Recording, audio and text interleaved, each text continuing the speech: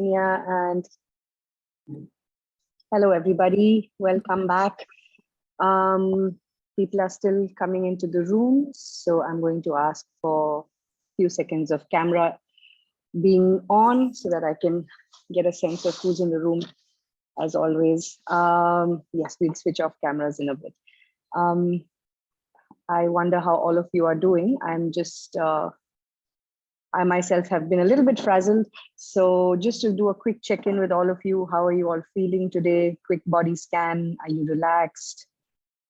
If not, it always helps to put your feet on the ground. If you have shoes on, and if you can, take your shoes off and just settle into the session so that we're all together in this space mentally. And it's a heavy topic. So we're going to take a few breaks from time to time, and then we're just going to come back to the room and check in with each other as we go along. Okay, so today we're going to talk about substance use and its related disorders. We're going to talk about addiction. Some of you might have questions. Why are we talking about addiction in a program about palliative care? And is anybody wondering that? Is anybody wondering why we're talking about addiction when we're talking about palliative care? You can just put your hands up, it's fine. It's a perfectly valid question. Okay, all right. Okay, so hopefully by the end of the session, this connection will become clear, why it's important. If we are interested in palliative care, why it's also important for us to be, if not experts, but at least aware of what impact addiction issues and substance use disorders have, and what's the relationship with palliative care. So I'm gonna jump right into it. Sinya, is my screen clear?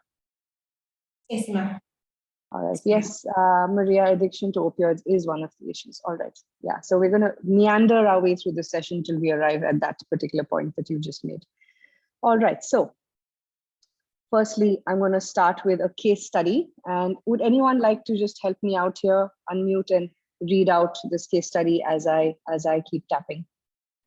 Just feel free to go right ahead and unmute. Anybody? I can. Yes. Yeah. Yes. Mrs. A is suffering from advanced breast cancer. She is 50 years old. She is in discomfort almost all the time. She is from a middle-class family. Husband works in a bank. He is away at work all day. And when he comes home, he drinks and is barely communicative. There is a history of violence in the family, which is now lessened after Mrs. A's illness. The older son is about to get married. He is 25 years old. He wants to move out soon, but cannot proceed with his plans because of his mother's illness.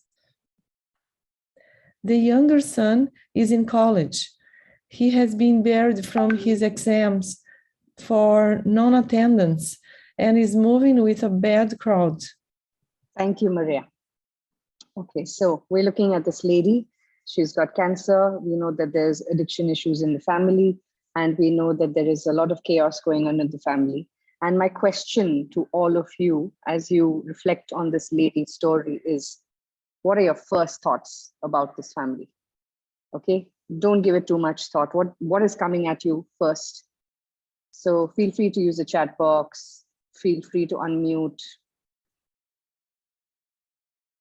What are some of the first ideas, thoughts, reflections coming up for you? Husband's addiction, okay.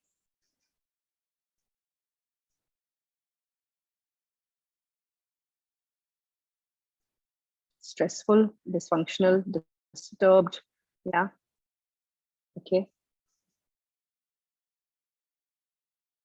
Anyone in the family who's catching your attention more than others? Is a communication barrier. Okay, an escape route is sought to ease the pain. All right.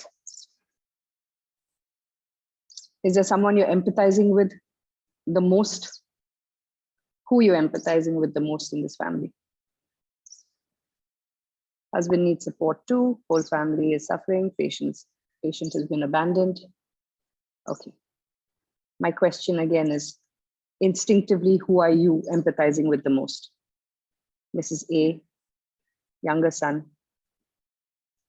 Okay. All right. Let's move on from here. Okay, there's something more in the chat box. All right. Mrs. A seems to be heading the list. All right. Now, let's get into addiction. What is addiction? And who is an addict? And I'm going to show you 2 pictures. And I want you to look at both the pictures and tell me of these 2 pictures, is this quite typical of a picture that comes up in your mind when you think of an addict? I can see some nodding. Yeah, is this quite, you know, yeah, this is quite representative. All right. How about if I show you these pictures, this picture of these 2 people? Would you imagine that they have any sort of addictions? Or is this somebody you think about when you think of an addict? Deepa says yes, no, exercise addiction. Yeah. All right. Okay, so we're on the fence here. While most of us were not on the fence when it came to the first picture, some of us have different views when it comes to this one.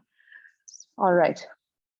So first of all, today we think of addiction typically as a dysfunctional dependence on a drug or a substance. That's typically what we think about when we think about addiction. When we use the word addiction, most people are basically talking about a dysfunctional dependence on a drug or a substance. It could be alcohol, it could be tobacco, it could be harder drugs. But this particular interpretation of addiction is only 100 years old. And 100 years can mean a lot or it can mean very little. But in the grand scheme of human history, 100 years is not a long time. So this idea of addiction being a dysfunctional dependence on a drug or a substance is only 100 years old. And if you think about 100 years, so most of medical advancements have only taken place in the last 60 to 70 years or 100 years. And so 100 years is actually not a long time at all. I'm just going to take you through the etymology of the word addiction and also to sort of set some historical context. The root of the word addiction is addicere, which is a Latin word. And chronologically through history, it has meant different things. Initially, it meant to speak to. Okay, and it meant that it also meant in the context of being ordained to be able to speak about something. So it's almost like a privilege being granted to you. Over the years, and I'm talking about the Roman Empire times, and it came to mean sanction, the sanction to do something.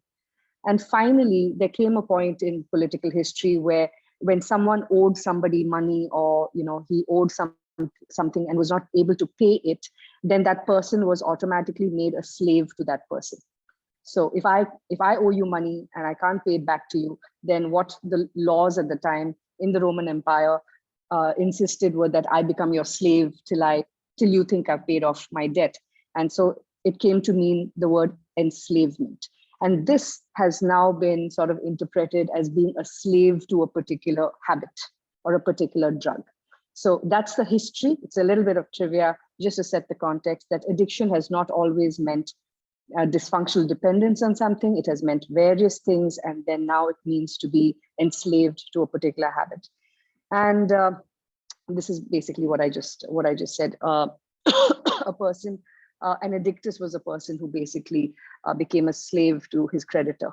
And dependence syndrome is defined by the ICD-10 as a cluster of physiological, behavioral, and cognitive phenomena in which the use of a substance or a class of substances takes on a much higher priority for a given individual than other behaviors that once had greater value. So basically, it's my dependence on something, it becomes top priority. It starts overtaking every other aspect of my life, and then it becomes a pathological condition. So this is how the ICD defines dependence syndrome. Before we go into this, I also want to make it very clear that dependence, addiction, and abuse are not interchangeable terms. Although very often we will say, oh, someone is addicted, someone is abusing the drug, that person is dependent on this drug. So just to be very clear, language is important. Someone might be dependent, they're not necessarily addicted. Someone might abuse a drug, they might not have a dependence on it. And a simple example of this would be that a person who's dependent on a drug but not addicted, for example, do you have high BP? You are dependent on your medication to reduce your BP, right? So you have to take that medicine every single day in order for you to control your hypertension. Are you addicted to your BP medication? No, you're dependent on it. Similarly, if you're a diabetic and you need to take insulin to control your diabetes, you are dependent on the medicine. You are not addicted to it just because you take it every day, okay? A person who has developed a tolerance to a drug, it doesn't mean that they're addicted to it. Now, what does it mean by tolerance? There are certain medicines or drugs that if you keep taking the same dose, after a while, the efficacy of that dose comes down. So you have to take higher and higher doses of the same medicine for it to do for you what it used to do earlier, okay? And a person can develop tolerance to various kinds of medicine. It does not mean that they are they're addicted to it in the true sense of addiction. And many times, I remember when I was studying psychology, one of the key tenets I was told about addiction was that one of the main problems was withdrawal symptoms. And people who, especially people who are taking things like heroin and things like that, if they stop taking the heroin, they have withdrawal symptoms. And to get over the withdrawal symptoms, all they could really do was take more of the heroin, and therefore the addiction pattern set in. And but now what I'm here to tell you is withdrawal symptoms do not indicate addiction all the time, and they can be experienced with drugs that are not addictive. And a simple example of this is that when I don't know how many of you have had this experience, but I had tuberculosis when I was much younger, and I had to take very high doses of medication to combat my TB. And the thing about the TB medication at that time, I don't know how it is now, but there was no gradual withdrawal. We just stopped taking the medicine after 9 months. And I, in fact, experienced tremendous amounts of withdrawal symptoms when I suddenly stopped taking. I was taking something like 2,800 milligrams of medication a day, so that when I finally had to suddenly stop it, I couldn't pick up a cup of tea without my hands trembling. So that was a withdrawal symptom. And so just because you have a withdrawal symptom does not mean that you are addicted to the drug. It's just that your body is readapting to the loss of it. So it's very important for us to remember that dependence, addiction, and abuse are different things. And very often they're used interchangeably, which as professionals, we should try and be aware not to do that, okay? And what addiction really has are 4 major components, okay? Compulsive engagement with a particular behavior and preoccupation with it. So if I'm a smoker, I'm thinking, when can I go for my next smoke break? If I'm on a long train journey or in public spaces where they've disallowed smoking, I'm thinking, okay, where can I go? Where's the smoking section? Where can I go to get it? Oh, I'm running out of cigarettes. Where can I go buy my next one? You know, those kind of things. Similarly with alcohol, people who are addicted, after a while, they're thinking about their next drink and how they're going to procure it. A lot of people went through this very, very difficult. People who were dependent on people who were addicted to alcohol, especially during the COVID lockdown, when all the alcohol shops shut down, they went through a really hard time. And I remember there was this debate about, no, maybe it'll do them good, but it did not do a lot of them good because it was torture for a lot of them, because you just can't suddenly stop being addicted to something. So compulsive engagement with a behavior and a preoccupation with it. Impaired control over behavior. I can't control it. I have to light up that cigarette. I have to, someone walks past me and offers me a drink. I'm going to take it. And I don't have the ability to say no to it. Okay. Persistence or relapse despite evidence of harm. How many smokers do you know who continue to smoke even though the whole world talks about the ill effects of smoking and drinking, right? Every cigarette packet has grotesque pictures of cancers and things like that. So we know the evidence of harm and yet we persist. And some of us give it up, and then few days, weeks, months, even years later, we might relapse and say, you know what, I can't do without it. So it's persistence or relapse in spite of evidence of harm. And the last is intense craving. And if I don't get what I want, there is dissatisfaction, I'm irritable, I'm bad tempered, and I'm craving it all the time. These four things are the elements of addiction. Now, if any of you are on BP medication, are you preoccupied with your BP medication? Are you, if someone offers you BP medication, are you just going to take it? Are you going to relapse? There's no evidence of harm, but once your treatment is done, are you going to go back to it? Do you crave your medicines? No, you don't. You're not addicted to it. So these are some of the cornerstones of what addiction actually is made up of. And I want you to think about this in the context of pain control. When somebody is in intense pain because of cancer or any other disease, okay, they're not craving, they don't have impaired control over their, need for opioids, or they don't have a craving for it. They might want it because they want to reduce their pain, but do they have a craving for the drug itself? That's something that we need to think about. Okay.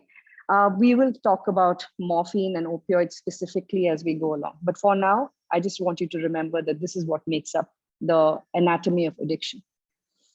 And I want to also talk to you about the fact that addiction is one of the most complex conditions, and it has complex interactions between people and the environment. People seem to believe that when someone is addicted to a drug, they have made a choice and they can choose to stop. It's not that easy. There is a biological component. There is a chemical component. There's a neurological component. There's a psychological component. There is a medical component. There is emotional issues. There is social interactions. Political in the sense that, I'll talk to you about that in a second. There is a political connotation to how communities and individuals within communities become addicts, or how they become addicted to certain substances. There is a political context that sometimes it is used as a political tool as well. And there is economic issues. A lot of people who are living in very economically challenged environments, they have a certain propensity for certain kinds of substance use disorders. And we will talk about that in a second as well. And there is a deep spiritual component also to addiction, because depending on the kind of drug that people are addicted to, they are getting something out of it spiritually. And when I talk about spirituality, as always, I'm talking about not just religion, I'm talking about the fact that there is a sense of meaning or hope or hopelessness or whatever. There is a spiritual component attached to addiction. So right on the outset, I want to make it abundantly clear that addiction is not a choice that a person makes and can switch on or off. There are many different facets that go into what causes a person to become an addict. And we also know now, through years and years of evidence building, that addiction and trauma have a very strong correlation. And even the most harmful addictions serve as a vital adaptive function for dislocated individuals. So trauma could be individual trauma, it could be multi-generational trauma, it could be trauma that a community has experienced. And again, I'm going to expand on this point a little more. Addiction and trauma have a very strong correlation, and we cannot see them, we can't see addiction without also examining what the trauma underlying the addiction is. We did talk about this in the mental health module, so I'm not going to belabor the point. But if you remember, we did talk about adverse childhood events. I'm just putting the slide up here for you one more time, just to refresh your memory. And as I said in the last session that we had, that there are various issues associated with adverse childhood events. And one of the big ones there is drug use, alcoholism, smoking, and also various other behavioral patterns that emerge that can lead to other kinds of addiction. And we're going to talk about what those other kinds of addiction might also be. And if you remember this slide, we're talking about historical trauma, social conditions within which people can also have traumatic experiences, like having to, leave their homes as refugees or as people whose homes have been destroyed because of some sort of man-made or natural disaster. And that could lead to adverse childhood experiences, which has an impact on their neurodevelopment, on their social, emotional, cognitive impairment. And then they have risk behaviors like substance use, and that leads to disability, disease, and so on. Senior, I just need 1 second. Sorry, I'm just going to excuse myself for 1 second. There is a little bit of an emergency. I just have to take this call for just one moment. Okay, ma'am. Okay.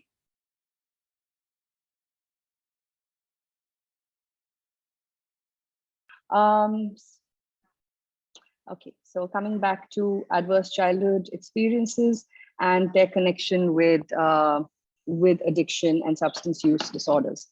Okay, so I'm just reiterating this because just to link it back to mental health issues. And if you see addiction as having a mental health component, then this is also some of the ways in which this whole thing adds up. Okay, so sorry about that. Okay. Now, there are also several behaviors besides taking drugs or besides substance use that also produce short-term rewards that may result in persistent behaviors despite knowledge of adverse consequences. I'm going to repeat this. Apart from substance use, apart from taking of drugs or alcohol or tobacco, there are other behaviors that might have, a bad outcome in spite of which people persist. So any thoughts on what those behaviors might be? Can you think of any addictive behaviors that produce short-term rewards and people keep doing it in spite of knowing that it's bad for them?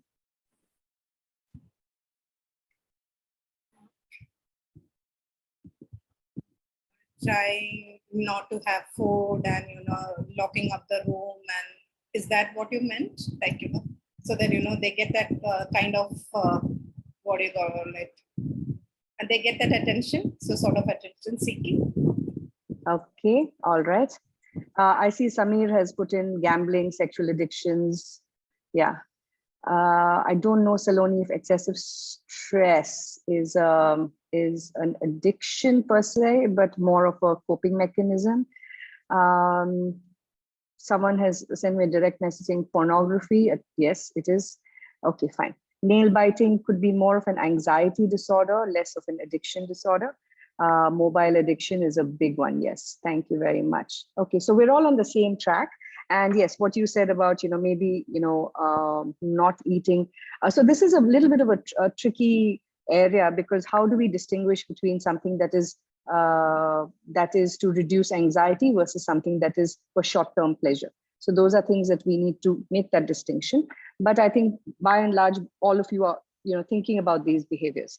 Now, we now have non-substance or behavioral addictions that have been included in the Diagnostic and Statistical Manual of Mental Health Disorders. And this is from a lot of neuroscientific data that has been studied. And what you need to remember is that whether it is an addiction to a drug or a non-drug related behavior, the circuitry in the brain is the same. The same circuitry in the brain is getting activated. So alcohol and tobacco and drug use does not have a separate neurobiology. It has the same neurobiology, okay? And that's something that would do us well to remember, because maybe it'll help us be a little bit more compassionate towards people who are addicted to drugs.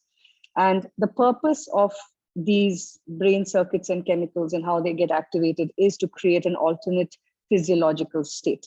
Now, having said that, it's very important to remember that it's not just a neurobiological condition. We don't want to say, okay, addiction is not a choice. So it's a neurobiological chemical imbalance sort of thing that's happening. No. This is just an explanation of the neurobiological circuitry. It's not to tell you that this is the cause. It operates along the same neurobiological lines. It uses the same pathways, and the way it manifests neurobiologically is similar.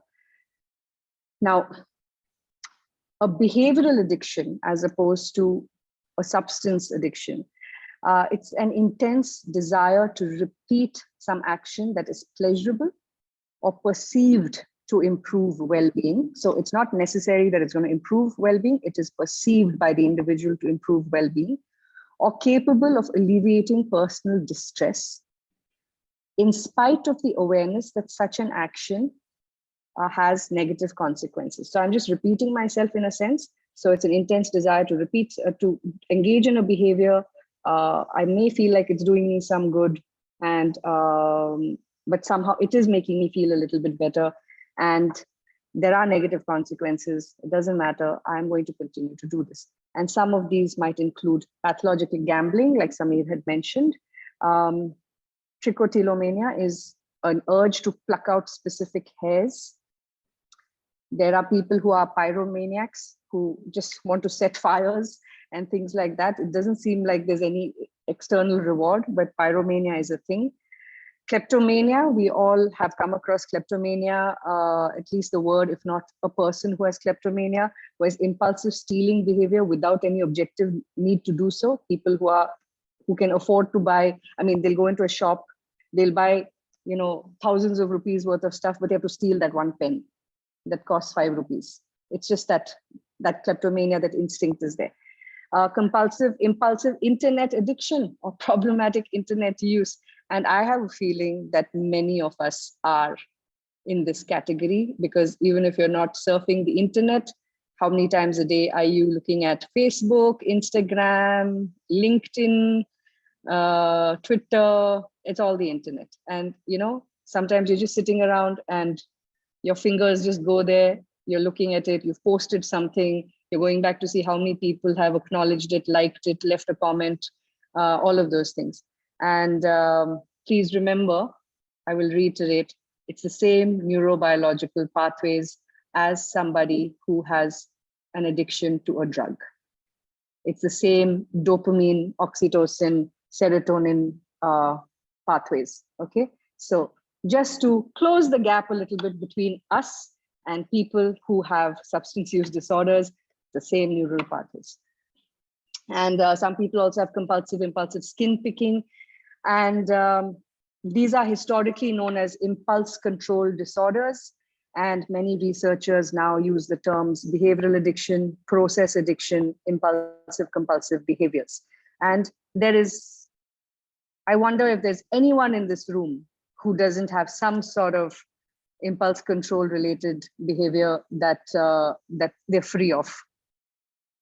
So in some ways, in different ways, we're all human, we're all flawed, okay? Now, psychology today has identified internet gaming disorder, and most people now check their smartphones something like 150 times a day, approximately every 6 minutes. This is an average. Young adults send an average of 110 texts a day, or now WhatsApp. 46% of smartphone users say they cannot live, not love, without their devices. Okay, 1 second. Sorry, I'm just gonna take a second again to just.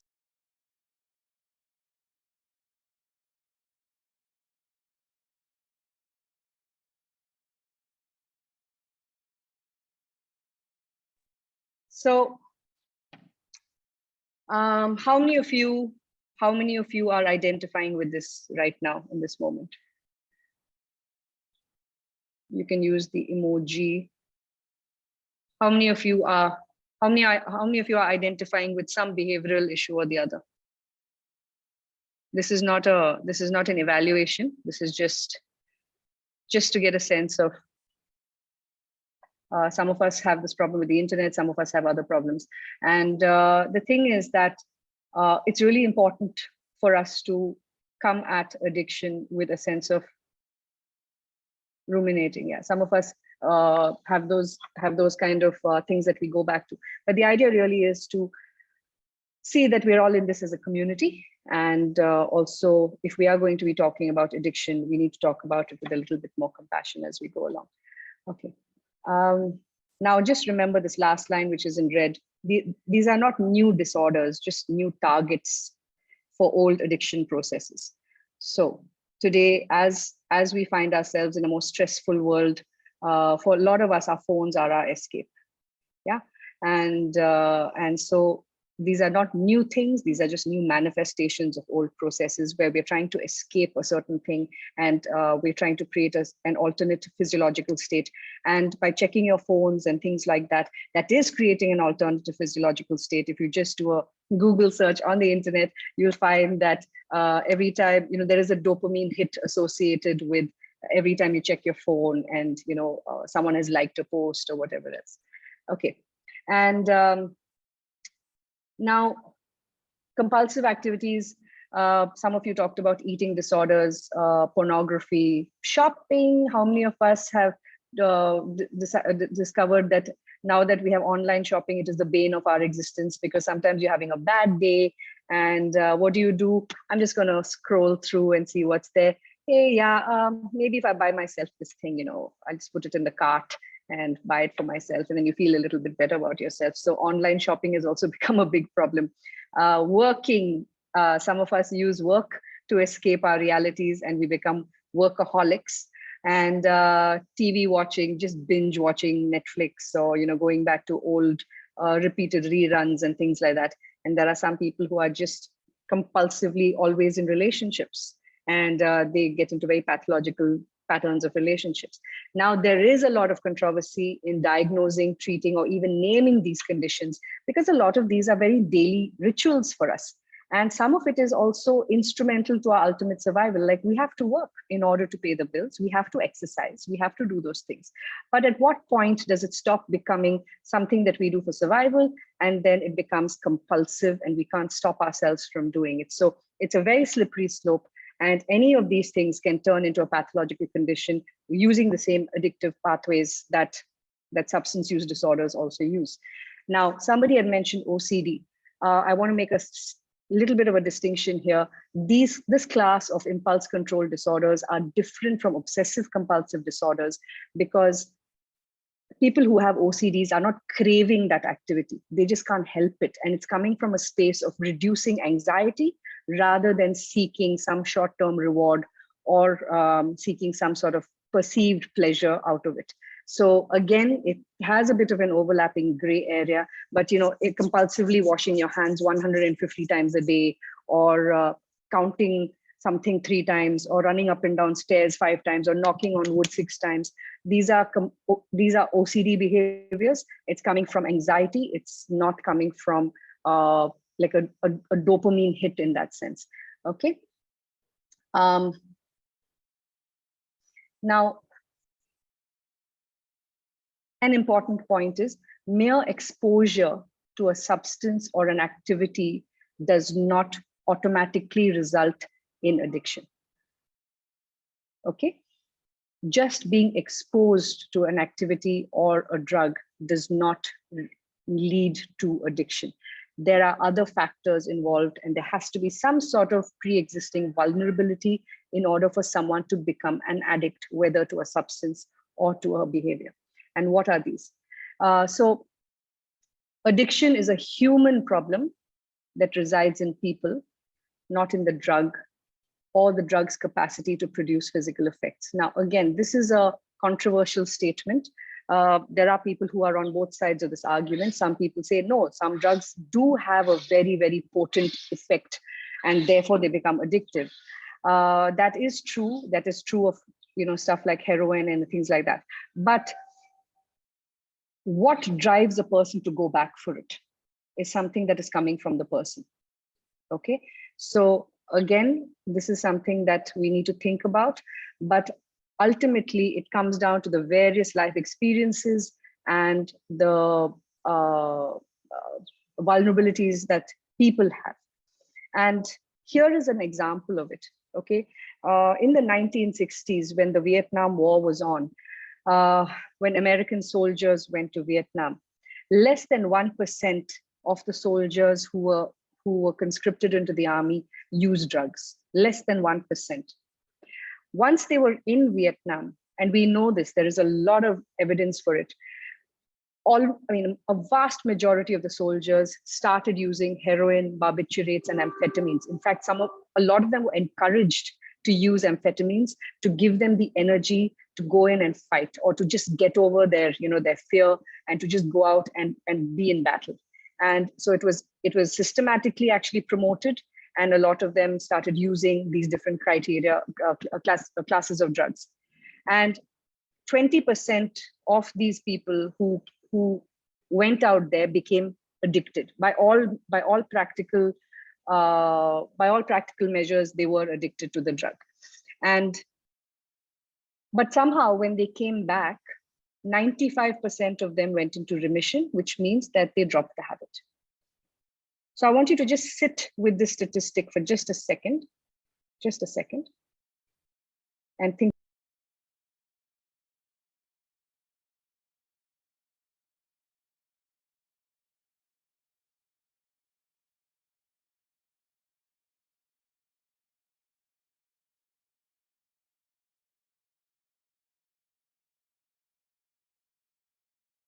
So what does this tell us? What does this story about Vietnam tell us? How is it that all these young people went into war, most of them not being users, used it on a regular basis over months, and came back and 95% of them stopped it? What does this tell us? Okay, I want you to turn that over in your mind. So now we're just gonna, we've gone a little bit all over the map. We've talked about the history of addiction. We've talked about neural pathways, how they get activated. We've talked about the fact that addiction is not just to a substance, but you can also be addicted to a particular behavior. And there are all these different socio-political, emotional, generational, biological things at work when you're talking about addiction. But now, because we are here to talk about addiction in a palliative care setting, we're specifically going to now zero in on substance use disorders, and then we're going to go further into opioids. Okay, so let's talk about this. All of us as a society believe that drugs are bad, huh? So why should people not use drugs? What are some of your thoughts on this?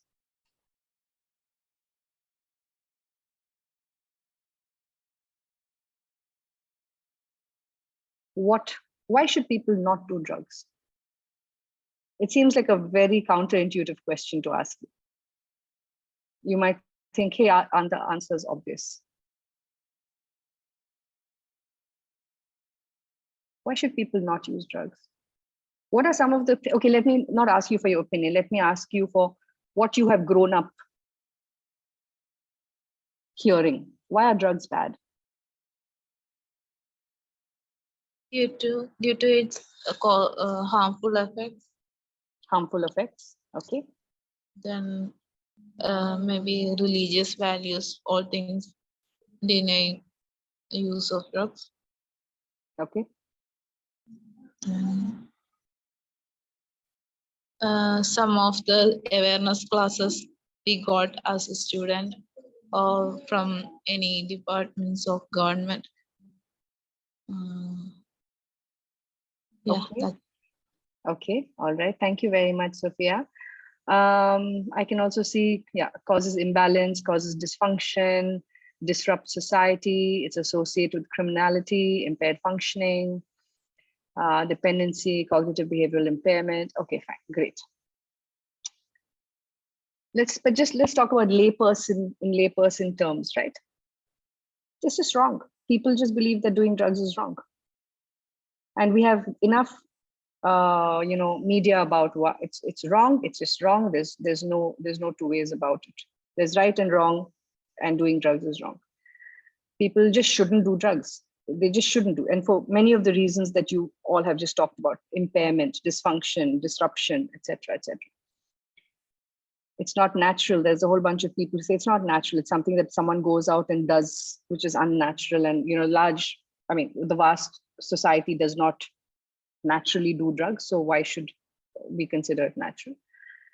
Because drugs will just outright kill you It'll result in risky behavior, it'll result in medical issues, it'll result in all kinds of things, and eventually drugs will kill you. And in spite of compelling evidence that drugs are bad and people shouldn't do it, why is it that people still do drugs? What are some of the reasons that people still continue to use substances?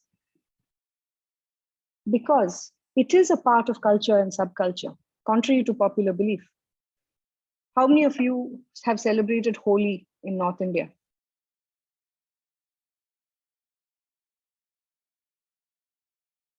What is a key element of celebrating Holi in North India?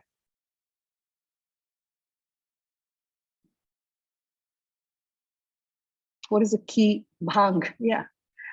Bhang is, what is bhang?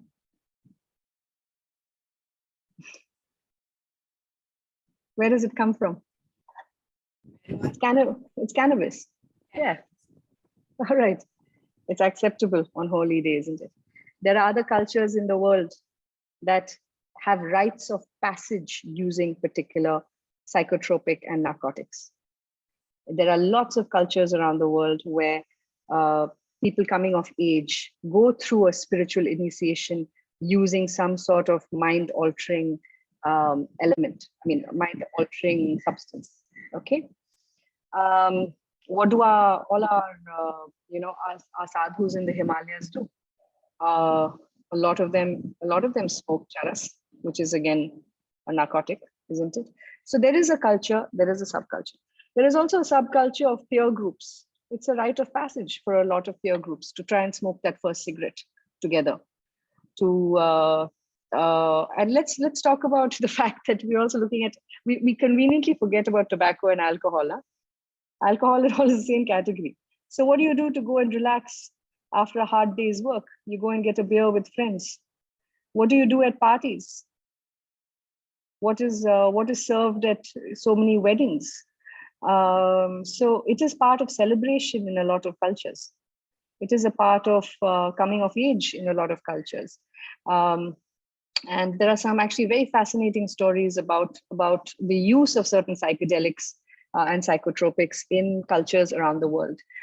In Peruvian culture, in South America, coca leaves, they chew on coca leaves constantly to give them the energy to traverse that elevation and the mountains. And you find that everybody in Peru is, has got a wad of like coca leaves in their mouths. Chewing tobacco is a very, very common practice across India. And in fact, in some cases, it's a far worse problem than drinking or smoking, isn't it? Like your gutka and your pan parag and stuff like that, your head and neck cancers. But it's a part of culture. It's integral to social groups or social activities. Like I said, alcohol is served at celebrations, and there's various other things that are part and parcel of being together as a group. In some cases, it improves performance. Forget the Peruvians who use it to climb the mountains. There's people take performance in improving drugs for all kinds of things. Viagra is a performance-inducing improving drug. You have athletes who take certain kinds of drugs, sometimes for which they get banned, but it is known to improve performance. People take drugs to become more alert. Hi, how many of you cannot do without your cup of coffee? Do you have a craving for coffee? Will No. you get irritated? Will you get irritated? That's the one person I've heard. Okay, anyway, would you get irritated if you don't get your morning cup of coffee? Does coffee make you more, alert? There's caffeine in both coffee and tea. It is a performance-enhancing drug. Okay. Because it enhances positive and desirable feelings in many people, and because it prevents or diminishes negative or undesirable feelings in some people, because it prevents withdrawal from dependence for some people, because it can satisfy curiosity. A lot of people are just curious about it. They will give it a try because it's just fun for some people. Okay, so people continue to do drugs of known negative impact because of several reasons. These are just a few, and you can keep adding to it. Sorry, is my Celia, can you still hear me? Yes, ma'am. Okay. Now, indigenous cultures around the world partook of substances in ritual, food, and ceremony. Okay, and I've put on this page 2 books. One is called The War on Drugs and the Global Color Line, which is edited by Kojo Koram. He's a brilliant scholar. And it also has a chapter by Catherine Pettis, who is the International Association for Hospice and Palliative Care, and her, she's the advocate at the UN for us, and she's talked about the colonial history of the current issue on access to medicines. This is another book that came out closer to home by Thomas Manuel, who's a Malayali journalist. It's called Opium Incorporated, and it is one of the most hard-hitting but honest books about the opium trade that was initiated, maintained, and encouraged by the British Empire.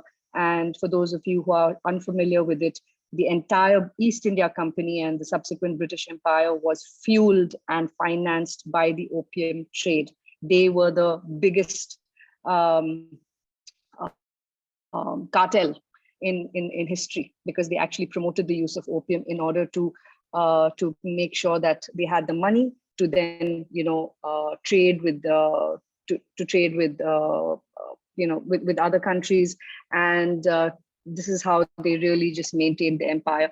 In 1857, the East India Company made about 18 million pounds in the opium trade. 18 million pounds in 1857. And why did the Opium Wars take place? Because China wanted them to stop trading in opium with them, and they went to war. And a lot of Indian history is reshaped by the opium trade. So if those of you who are living in Bombay, your Sassoon docks and stuff were originally opium docks. That's where the opium trade in India took place from, on the western side. And Calcutta was chosen as the British Empire's capital in India because it was easy to trade in opium from there. And today, of course, we have international advocates helping us to get access back to opioids for pain relief. So it's come an ironic full circle. But please also understand that the way we understand drugs today, and I just want to put out a disclaimer, I'm not promoting the use of drugs, okay? This is just to set historical context. A lot of how we see drug use today and the pathways that drugs take in being trafficked has a lot to do with colonial history. And a lot of these indigenous cultures around the world would take these different, whether it was poppy, whether it was opium, whether it was other psychedelics, it was done in ritual, food, and ceremony. It was not a problem of addiction. There were a few people who might have gotten dependent on it, but it was done in ritual and ceremony and stuff. Drug is a word that appeared after colonization. And what we really saw during the imperial rule is a commodification of these products. Now, when opium became a trade commodity that fueled empire, and then they actively went out and ensured that people got addicted to these products so that they could then further their own cause. And and you see indigenous cultures in some parts of northeast of India, some parts of, in some of the global south countries in South America and stuff, the use of poppy and stuff was not problematic till the colonizers came along. That's when the real addiction started. And it was a method of social control.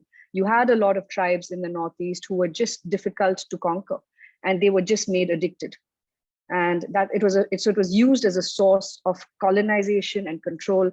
And that's why a large part of these indigenous communities, the Native American community in the US, has a huge substance use problem. Again, it was something that came with colonization.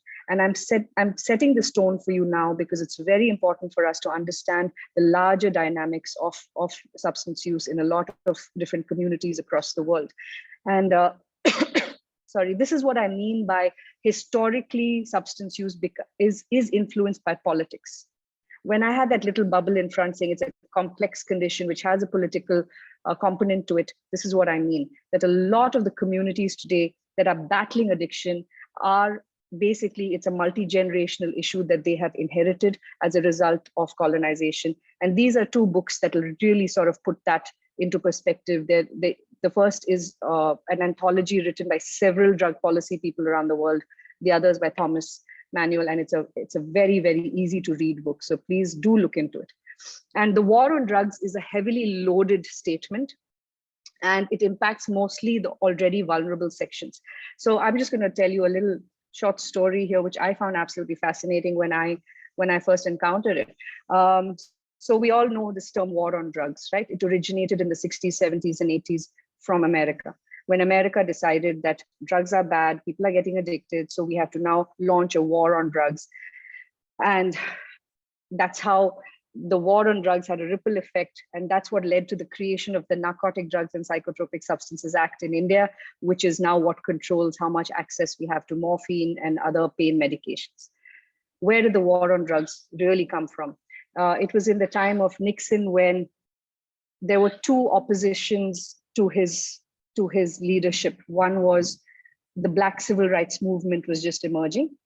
The other was there was a huge number of people who were against the war in Vietnam, who wanted the war to end. So it was the anti-war left and the Black civil rights movement. There was no legal way in which the Nixon government could go after them. So they started this narrative of associating the Blacks with cannabis, marijuana, and heroin, and the anti-war left with psychedelics and again with cannabis and other psychedelic drugs. Once they had that, they could go for the drug use. And who were the people who they went for? Through that were these two communities or these two movements that was actually against the regime. So again, I'm going to let you do your research on it, but this is just to show you that all these narratives that we have today have political context. And it's very, very important if those of us who are interested, not just in addiction psychiatry and addiction medicine, but also in palliative care, to understand why is it that today people in our country do not have access to medicines that can potentially take away their pain. There is a much larger web at work. So that's something I'm just sharing with you as a matter of interest.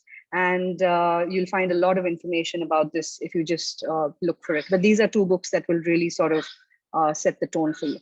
Okay, now patterns or types of drug use. There are people who've never taken a non-prescribed drug, or they used to take drugs but stopped and they don't want to use them ever again. So these are people who just abstained now. Either they've never done it, they've stopped doing it, and they will never do it again. There are people who are experimental, who will try a drug out of curiosity or because friends are trying it out for a short period of time. They get over it, they get on with their lives.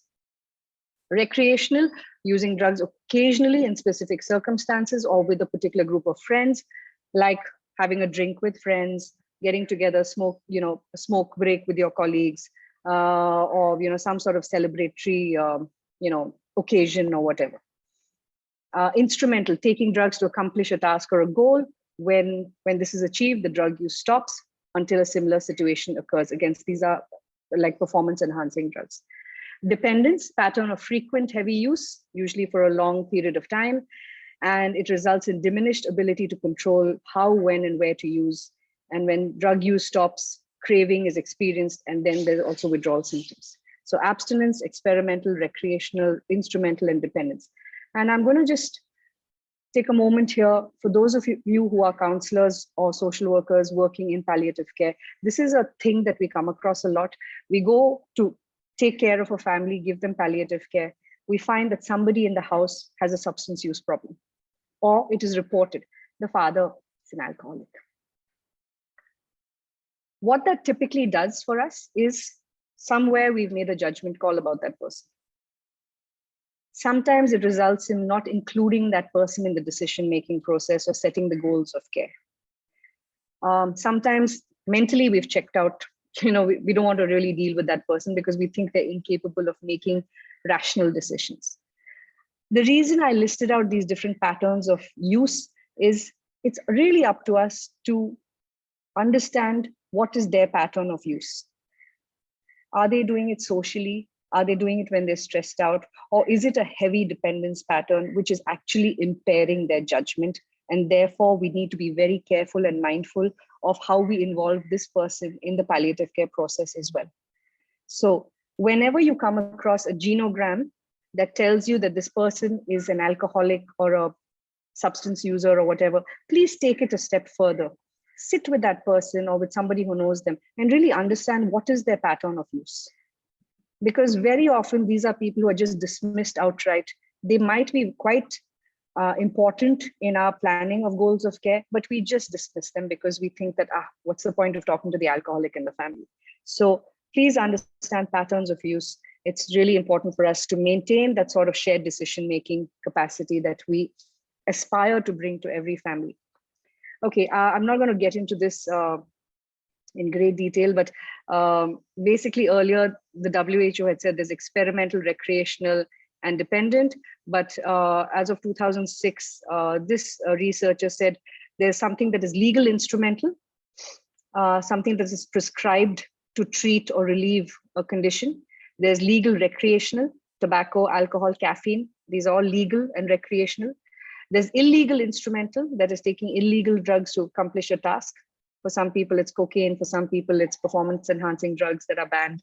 And there's illegal recreational, taking illegal drugs for fun and pleasure. So these are the different ways in which substance use is now recognized. And legal instrumental is something that we are dealing with, right? Or in some cases, legality is challenged in terms of how we have access. I think this is a problem we're facing in India, where we need morphine and other opioids in order to relieve pain, but the legality of it is misunderstood by a lot of people. So for the purpose of palliative care, this is where opioids and other essential narcotic drugs fall. In order for substance use disorders to occur, you need a susceptible person who might have gone through various adverse childhood events, was going through major trauma, has a lot of stress going on in their lives, etc. A drug with an addictive potential and an actual stressor. So a crisis that is ongoing. So illness is a huge stressor. There's a person whose coping mechanism might be, to lean towards impaired control or impulsive compulsive behaviors. And then suddenly they're presented with a drug or a substance that has addictive potential. And when these three come together, bam, it can be the perfect storm. And that's where you have a problem. Now, if you think about the family, the case study that I showed you in the beginning, maybe Mrs. A's husband was not such a heavy drinker. There was a history of violence in the family, of course. That tells me that there's other issues going on. You have alcohol within reach. For some people, it might be something else. So this is just to give you a much broader stroke on what it takes for the addiction to actually occur. Okay, and what makes a person susceptible? Many things. It could be many things. It could be a predisposition. That could be something that is as innate as being the child of an addict. Okay, brain development of the uterus. Children of substance users, of mothers who are substance users, are highly likely to also develop this. Again, there's a neurobiological reason for that. Brain development in childhood, where if they don't get adequate love, nurturance, physical and emotional affection from their families, there is a brain circuitry system that develops that makes them reach out for external sources of similar satisfaction. Environmental and emotional influences in development of dopamine circuits, neural circuitry of attachment reward, and regulation of emotion to buy. Okay, all of this, some of them are big words, but it comes down to something very, very simple. It comes down to the kinds of attachment bonds we had growing up. Okay, and as you grow up, and this is where adverse childhood experiences also come in, if you are deprived of love and affection as you're growing up, the likelihood of you developing these sort of circuits is higher. The likelihood of you reaching for these substances in order to get that dopamine, oxytocin, endorphin hit is higher, and the predisposition is stronger. Okay, There's a plenty. I'll give you something that you can read that will help you understand this better.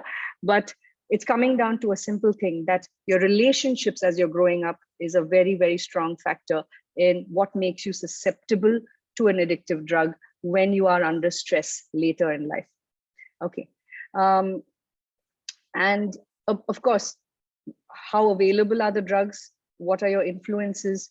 What is the environmental context? It could be impoverishment, it could be other things, it could be, you know, your lifestyle, environmental factors. This has got to do with, you know, triggers in your setting. What is triggering you to reach for that particular substance or that drug or whatever? Neurobiological changes, your body chemistry itself changing, your biology changing, and you're needing more and more of the drug. And genetic factors, traits such as response to the drug use, to the personality, your own personality, and potential mental illness. There is a controversial, not controversial, but the new science is telling us that there is no such thing as the addiction gene. It's not genetic in the sense that if your parents had alcoholism, you are born with a gene. You are born with a predisposition because of various things. If your parent is an addict, or if your parent is cognitively impaired or whatever, it's less likely that they will give you the nurturance and emotional love that you need as a child, therefore triggering off a whole ripple effect of what might lead you to then use substances more. You've seen it modeled in your home. You see that your parents have used it as a coping mechanism, and therefore somehow subconsciously it's acceptable to you also as a coping mechanism. So the new science is telling us that there is no such thing as a biological gene, but the expression of addiction is likely in families where it is modeled or where there is emotional deprivation as a result of prior existing addiction. Okay. There are different ways in which people take drugs. People swallow drugs, they smoke it, they snort it, they inject it. Some take it anally, and some take some kinds of drugs through the vagina. And it's not just smoking and injecting. There are these different ways in which people administer the drugs that they use. And some drugs are never injected, like cannabis is never injected. It's either smoked or ingested.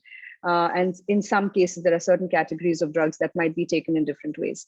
And the kind of route of administration, whether it's intravenous or whatever, carries different risks to viruses like HIV and other bloodborne viruses. And the highest risk is from injecting of any drug, especially if it's accompanied by sharing behavior. So one of the things that a lot of people are doing for people with heroin addiction, and this is called harm reduction, where they say that, you know, one of the things that happens with a lot of syringe sharing and stuff is the spread of HIV. So one of the things that Avahan, which is the HIV prevention program in India, one of the most successful in the world, they did is they started a syringe exchange program where they said, okay, you're going to be taking heroin or you're going to be taking these drugs, just don't share the needles. Come to us with your used needles and we'll give you fresh needles. It seems like a very counterintuitive thing to do. But what it did was it drastically brought down the spread of HIV amongst substance users. So it's the reduction of harm. And eventually we work towards other ways of reducing their dependence on the drugs. So harm reduction, I'm going to tell you a little bit more about it in a second. But so there are various ways in which these are managed. And once you get into the substance use space, people tend to start using several drugs then, okay, poly drug use. And common motivation for it could be, oh, I'm taking this medication, but I need to take another one to enhance the effect. Okay. I'm taking this medication, it has a bad side effect, so I'm going to take another one to reduce that side effect. We see this also before we before we become judgmental, we see a lot of this in healthcare as well. We see this a lot in mental health care, in psychiatric settings. You take a medicine for depression, you have a side effect of something else. You take a medicine for that, you have a side effect of something else. And there are studies that show that at the end of 10 years, people who started with just on antidepressants are now taking 5 different kinds of medication, each one to offset the other. Okay, so polyuse drug is not just something that it happens in addiction, it happens also in healthcare. To gradually replace another drug due to price and availability, and to cut down the use of the first drug. Okay. Sometimes polydrug use can occur simply because a person has lost track of what they have taken, and they're so intoxicated that after a point they'll take anything to maintain that state. And there are major risks because it can multiply the chances of bad reactions, toxicity, overdose, and death, and risks generally unrelated to the level of drug use. And this is something that we're seeing in the opioid crisis in North America, where we're seeing that like so many thousands and thousands and thousands of people are dying in the opioid crisis in the US. But studies are also revealing that a lot of them are taking barbiturates. They're mixing it with alcohol. They're doing all of those things. So while, yes, there is opioid or fentanyl in that cocktail of what they've taken, there's also an interplay with other drugs that they have also simultaneously taken. And recovering from problematic or dependent drug use, why do people choose to stop using drugs? Some of them have realized that it's just bad for their health. So people who've quit smoking overnight, or people who've enlisted in a 12-step program to stop drinking. And they just want to stop being dependent. They want to just get healthy. They want to stop everything. And some people, I've heard so many people say that they only smoke when they're drinking. So if they stop drinking, they automatically stop smoking. Okay. And depending on whatever a person's goals are to stop, there are different services and support systems available. One is harm reduction, what I said, that you're not getting them to stop all at once, but you're getting them to slowly reduce the harm that they're causing to themselves, either by substitution therapy or by needle exchange or whatever else it might be. Counseling is a big part of de-addiction and recovery. And like I said, substitution therapy, where, for example, they use methadone in helping people recover from the use of heroin and so on. And also, people need recovery management. Once you stop, it doesn't end there. For a lot of people, they need continuous support and counseling and monitoring for years to come. Otherwise, they tend to relapse. Okay. And there are two recovery outcomes. Abstinent recovery is a person stops using the drug and they just never do it again. And this seems to be the goal for a lot of people. And not just people, but organizations and institutions, where we say that, okay, the best outcome is if this person just stops fully. There is something called non-abstinent recovery, where the use continues, but the frequency and the amount are reduced. More and more, we are saying that abstinence is not the only treatment outcome, and we can't be aiming for it. In fact, relapse rates are very, very high, even in 12-step programs. So abstinence is not the only result we're seeking. Okay, and we need to do away with some misunderstandings that we have. One is, once a person has used drugs, they cannot stop. This is not true. They can. Once someone has developed drug dependence, their only chance for recovery is to never use it or any other drug again for the rest of their lives. Again, not true. And it can be true for some people, but more and more research is telling us that for most people, this is not working.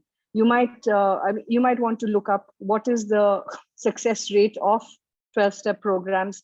It has worked for a lot of people, but for a vast majority of people, they do go through multiple relapses.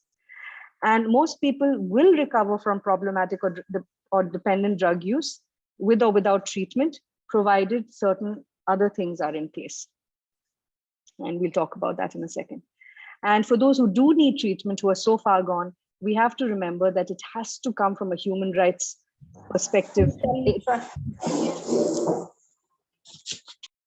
It has to come from a human rights perspective. We have to have evidence that whatever method we're using to stop their dependence has evidence of effectiveness.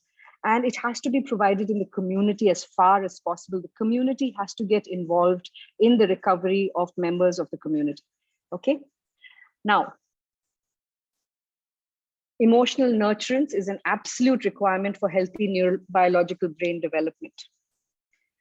And how genes express themselves is dependent on the environment. So if I'm a child who has been deprived of nurturance, and suddenly I'm in an environment where the drugs are available, I have peers who are, indulging in high risk behavior, etc., and I'm feeling stressed or whatever else, chances of me becoming a user are a little bit higher, much higher. And please remember that in families, a child can feel emotional stress even when the parent is physically present but emotionally unavailable. So just because a child seemingly seems to, but what happened to Mrs. Sharma's son? They're such a steady, stable family. He could have had all his 3 meals on the table, good school, good education, nothing wanting in terms of material care. He might have been missing that emotional nurturance from the parents. So anyone is susceptible.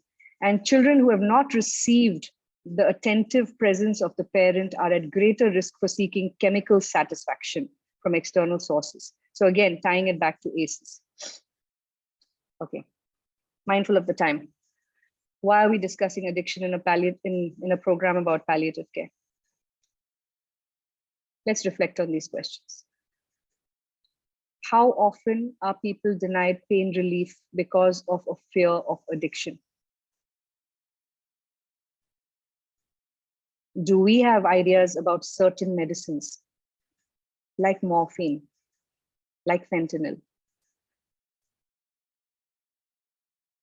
How significant is the experience of illness, trauma? How significant is the experience of illness, trauma-inducing, and a potential stressor? Okay, I think the sentence is a bit wrong. So basically, how significant is illness in the role of inflicting trauma on a person? Are we missing an at-risk person in the family that is not the patient? Illness is a tremendous, tremendous stressor. Sometimes a parent is sick, the other parent is looking after the parent. The child is not getting the emotional nurturance that they need. And there's a reason why I went through all those ACEs and biological and neurobiological things for you, to draw a logical line that today's illness, today's cancer might result in tomorrow's addiction for somebody else in the family. So let's look out for that person who is at risk. And are we judging too harshly when we come across addiction in families that we're caring for? Is our compassion limited to the person who has cancer and cancer pain? And we don't want to look at the person who's actually really suffering, and as a result of the suffering is leaning towards addiction. Is palliative care only for cancer? Is palliative care only for people who have a biological disease that is causing them suffering, that is tangible? And do we reserve our compassion when it comes to people who are obviously traumatized and are leaning towards chemical nurturance and satisfaction? Now, also, it's a good time for you to reflect on your own thoughts on morphine and other opioids used for pain relief. How many times are you going to encounter people who say, no, I don't want morphine for my father because I don't want him to get addicted? Okay. And what has been the narrative? This has been the narrative I still hear from a lot of people. No, Smriti, we're not there yet. We're not there yet. So someone has to be close to dying before we relieve their pain. And there is evidence to show that morphine, when titrated correctly and prescribed by a trained practitioner, does not lead to addiction. And when it comes to opioids, withdrawal symptoms on sudden discontinuation of morphine can lead to low energy, sleepiness, disorientation, delirium. Myoclonic jerky movements is like sudden jerky movements, abdominal cramps, diarrhea. How do you manage it? By a slow withdrawal of morphine, of opioids. So typically the rule for opioids is start low, go slow when you're starting, and when you're withdrawing also to withdraw slowly. And how is this difficult? How do you identify if somebody has addiction to the opioid? There is a craving for the substance. They might want you to increase the dose. Increase the dose of the pain is different. They might take, suppose you've given them morphine 10 mg every 4 hours, but they take unsanctioned doses in between. There's behavioral changes in the way that they go from one hospital to another asking for more and more pain meds. Please remember that this is very rare with oral morphine because it goes through a whole system of being ingested through your stomach and through the blood. And when someone has intense cancer pain, the morphine works to mitigate the pain. You're not going to have a euphoric rush that is going to get you psychologically addicted to it. Okay, and in a lot of cases, a person just becomes very, very sleepy if they're given very high doses of oral morphine.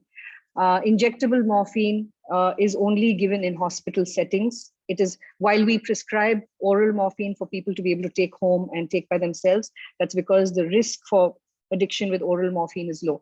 But we don't give preloaded syringes. I mean, if at all, we give preloaded syringes if it's absolutely desperate, if it's only intravenous.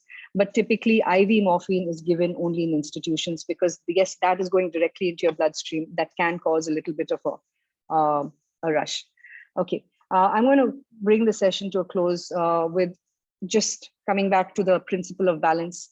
And this has to do with the advocacy work that Pallium India and a lot of us as advocates around the world are doing, that pursuant to the war on drugs that I told you about, that had a ripple effect around the world, where suddenly everyone wanted to get on this war on drugs bandwagon. It resulted in 1985 in the Narcotic Drugs and Psychotropic Substances Act of India. And initially, the war on drugs, before that, it led to what we call the international conventions. The 1961 International Convention, which tells us that we need to prevent trafficking of drugs, we need to stop the misuse and diversion of drugs. But what is less talked about is it's in that same 1961 convention that said, we need to prevent misuse and diversion, but we need to make, not opioids, but we need to make medicines available for medical and scientific purposes. So actually the treaties enshrine both, but the focus worldwide has been on control and enforcement. If you look at the NDPS today, and I'm sure as Indians, we have seen it on the news a lot, the Aryan Khan case and various other cases, it's all about trafficking and punishing consumers and so on. NDPS ideally should also enshrine access to medicine for pain relief. And that is what we and a whole bunch of other civil society people fought for 19 years to get the NDPS amended so that essential narcotic drugs like morphine became available to the Indian population. And what a terrible tragedy and travesty of justice that here is a country on whose opium trade empires were formed. Today, the countries that have least access to opioids for pain relief are all ex-colonies, without fail. Today in India, we're fighting for the 6 million people who have serious health-related suffering in India for pain relief. And the framework is there internationally. It's for us to really convince our government that it has to be implemented. Now, globally, there are 37 million people with substance use disorder, but there are 61 million people with serious health-related suffering because they don't have access to essential medicines. So there are two sides to the story. Now, both addiction and access to pain relief converge here. Okay, that's why we're talking about addiction in a palliative care program, because we cannot be one dimensional in the way we approach this problem. Now, again, colonial opium trade and opium control treaties, that led to the drug control treaties in the 20th century and the development of palliative and addiction medicine in the 21st century. So this is the timeline that we're looking at, okay? And today we are really struggling as low and middle income countries to get access to pain relief. This is what typically the principle of balance looks like. International laws of criminal justice that prevent diversion, but also international laws of human rights that say it must be made available for medical and scientific purpose. And we have to prevent diversion, but we have to make available medicine. And that is what public health balances public health in this domain. But at the moment, this is what it looks like. Okay. And because of this opiophobia that people have, especially even amongst the medical fraternity, we have weak health and regulatory systems for the dispensing of morphine. And there's a lack of training. People are not even trained in how to titrate and prescribe morphine. And this actually results in a massive inequity. And that's why there are so many people languishing and dying in pain across the country. 2021 National Crime Records Bureau statistics tell us that of all the suicides that took place in India in 2021, 1 in 5 were by people who were living with a chronic and advanced illness. It's the second highest reason after domestic issues. Illness, chronic illness and advanced illness is the second highest reason for suicide in our country. And why is it happening? There are, of course, there's a cost of medication and treatment, but a lot of them are just in so much pain. That's something for us to think about. And so the new paradigm as of this last year that some of us have been involved in is, I'm very pleased to tell you that for the first time in the history of palliative care and addiction medicine, the Lancet Commission for Pain Relief and Palliative Care has come together with the Lancet Commission on the North American opioid crisis, which really defines, enforcement around the world, along with a third Lancet on the value of death. This is a triad that is formed. It's very historic. We've come together at the International Narcotics Control Board level to say earlier control and access were seen as two different sides of the coin. So either you're in the camp of control or you're in the camp of access. And it was based on harm versus value. And, prevention of trafficking, prevention of misuse is a restrictive value. Access to medicine is an enabling value. And so far, these were on two different sides of the fence. Today, we are saying, no, balance is achievable. But where does the balance lie? In the patient-centric approach? Irrespective of whether somebody has addiction or somebody is dying with cancer and has intense pain, it is what is best for the patient that should determine policy in the country. And how do we achieve this? One, focus on the suffering of the individual and the family, whether it's a family that's dealing with addiction or whether it's a family that's dealing with end-of-life care pain or other issues that might require medicine. Focus on safe access through high quality data on opioid use outcomes. In India, we still don't have a system of measuring how much morphine is being consumed. We wrote to the Department of Revenue to find out how many recognized medical institutions are there in the country in each state who have the authority to stock, dispense, and provide prescribed morphine. We don't have that information.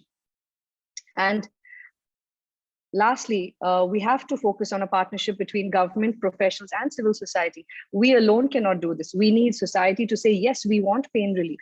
Yes, I don't want my son to be an addict or my daughter to be an addict, but at the same time, I don't want someone to die of excruciating pain because this law is a barrier. And for that, we also need the medical fraternity and the government to come together to the same table. And that is something that we're trying to do on a regular basis. And here's a success story from even before when the NDPS was amended. In 2001, 1,723 patients were tracked. And it was found that 13.6 kgs of morphine was used by them, which is an average of 7.9 grams per patient. There was a system of documentation where it was systematically documented how much morphine was being given to how many people and where was it going in the supply chain. There were no major account discrepancies. And when there were minor discrepancies in the accounting and the documenting, it was investigated. And what really came out was that there was absolutely no misuse and no diversion. This is a seminal study because we submitted this in the advocacy work to amend the Narcotic Drugs and Psychotropic Substances Act to say that it is possible. We have evidence to show that a state can do this. And based on this study and a few other things, the NDPS Act was amended. And Kerala has successfully implemented rational rules since 1998. We have more than this number has gone up quite a bit, recognized medical institutions that stock, dispense oral morphine. And injectable morphine, like I said, is only used in hospitals. And in the last couple of decades, there has not been a single case of diversion in the last 23 years. So this is evidence to show that we can use morphine, which a lot of people believe is a highly addictive drug, in the safe management of pain. Okay, I'm just going to end with these couple of slides. This is a book that I would strongly recommend to everybody. It's Gabor Mate's In the Realm of Hungry Ghosts. He's a addiction and palliative care specialist. And he really, all those things I said about neurobiology, it's all covered. Technical stuff is covered, but also it's a real deep dive into how much we neglect addiction. We don't want to go there. We don't want to hear about it. And a lot of the time, those are people we think are not even, worthy of the kind of compassion that we aspire to have in palliative care. And this is a quote from that book: if mental health is the poor sister of the health system, then addiction is probably the second cousin who lives in the slums. That's how far out we relegate addiction. And the tip really is, rather than asking what someone is addicted to, when they got addicted, or for how long, try asking them, what does it offer you? What do you like about it? What in the short term does it give you that you craved or liked so much? And universally, the answer in various forms you'll get is, it helped me escape emotional pain. It helped me deal with stress. It gave me peace of mind. It gave me a sense of control. It helped me to connect with others. And such responses really tell us that addiction is neither a choice nor primarily a disease. It originates in a human being's desperate attempt to solve a problem. The problem of emotional pain, of overwhelming stress, of lost connection, of lost control, of deep discomfort with the self. In short, it is a forlorn attempt to solve the problem of human pain.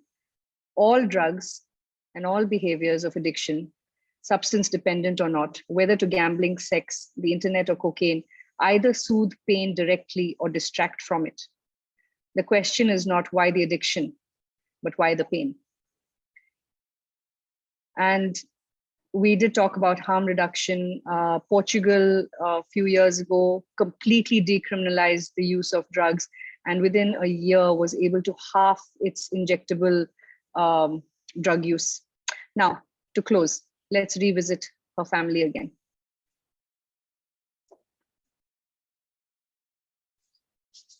Advanced breast cancer. She's in discomfort all the time. Husband works in a bank. Comes back, he drinks. Violence in the family. It's now lessened. Older son is about to get married. He wants to move out but cannot because of his mother's illness. Younger son is in college. He's been barred from his exams for non-attendance and is moving with a bad crowd. My question to you now really is, has anything changed for you when you're re-examining this family? Has anything shifted in the way that you're seeing their story, and who here might actually need help, and how you prioritize it? Okay. This is a beautiful quote I love very much. Another great TED talk also by Johann Hari, and he says, the opposite of addiction is not sobriety. The opposite of addiction is connection. And I think that's a very important message for all of us to try and internalize. As always, I've taken you to the very brink of the time together, but if there are any questions, comments, reflections, I think we can spend a couple of minutes just to take it up.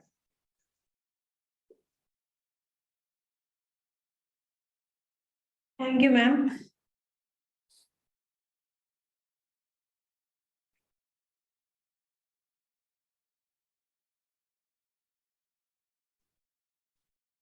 I'm sorry, I did promise that there'd be short breaks in between. We didn't have that. But yes. All right. We're not here to solve the problem of addiction. We're not here to solve any of that. But the reason we have this session today is to show you that there is a connection between all of us, and we all, in some way or form, we are all the same. But also the fact that preventing addiction should not lead to lack of pain relief. And for that, each one of us is an advocate. So please don't see it as a binary issue. Please don't see it as a binary issue when you're going out there advocating for the cause of palliative care. Palliative care, pain relief can be done very, very safely. We have enough and more evidence for it. So when someone brings up the topic of addiction, one, pain relief and palliative care is possible safely. Two, addiction is a very nuanced problem. And, what are we really worried about there? Are we worried that somebody's going to get addicted to a drug and therefore we don't give them pain relief? So it's just a little bit more for you to think about. I'm sorry if it was too much information at one shot, but I'm also available if any of you want to have a separate conversation about this. Ask me questions. My email address is smriti@palliumindia.org. And both addiction and pain relief, of course, are very, very close to my heart. So I'm happy to take any questions that any of you might have at any point in time. So I'll stop with that. And Senior, I'm handing over back to you. We do have a comment from Mr. Samir. Compassion would be central to dealing with cases like this. I'm working with similar cases like A. I'm working with a patient, addicted husband and son left the school. The session changed the way I look at things. Different lenses show and give an idea of more than that I can do. Thank you, Samir. Thank you. Thank you so much. It's very encouraging. Thank you so much, ma'am. I think we are running out of time. Shall we conclude today's session? If there are more comments or more queries you have, we can reserve it in the next session. I think Smriti ma'am is our faculty for next 2 sessions. Yeah, you've got me for 2 more very heavy sessions, but I Yeah. promise not to make it so difficult. Okay, thank you all very much. Take care of Thank you all yourselves. for joining today. We'll see you on the next session. Bye-bye.